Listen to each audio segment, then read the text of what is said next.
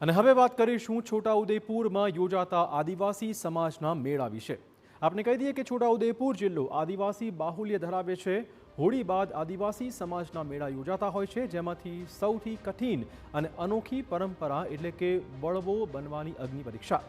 આદિવાસી સમાજમાં બળવો બનવા માટે યુવાનોને ઘણા કઠિન રીત રિવાજમાંથી પસાર થવાનું હોય છે। ત્યારે ખાસ કરીને ચીસાડિયા ગામે યોજાતા મેળાની આ અનોખી પરંપરા લોકો માટે આકર્ષણનું કેન્દ્ર બનતી હોય છે।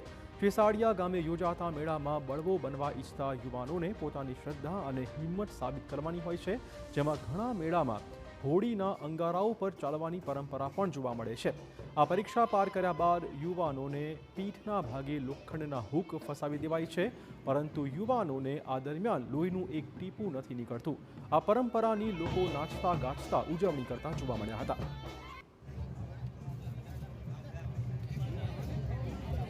જે સરિયા લોખંડના નાખે છે પાછળ માસડાની અંદર, એ હામે આમ વિંધે છે, એમાં લોહી નથી નીકળતું।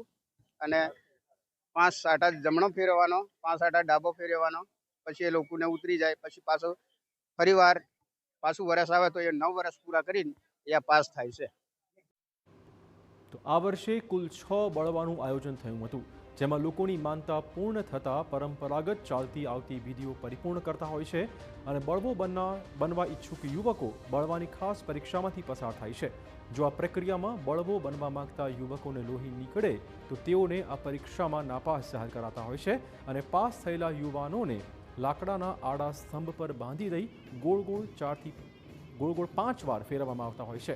આ સમગ્ર રીતિ રિવાજ સમયે મોટી સંખ્યામાં આદિવાસી સમાજના લોકો ભેગા થતા હોય છે।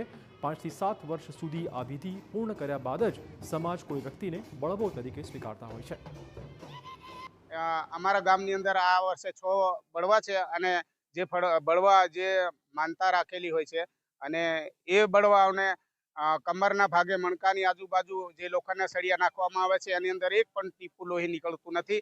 એની પૂરેપૂરી શ્રદ્ધા છે, અને જે આ બળવા 9 વર્ષ સુધી આ કસોટી કરવામાં આવે છે અને પરીક્ષા પૂરી કરી અને પાસ કર્યા પછી બાબા ઇન્દ અને બાબા પીઠોરાનું પૂજન કરે છે।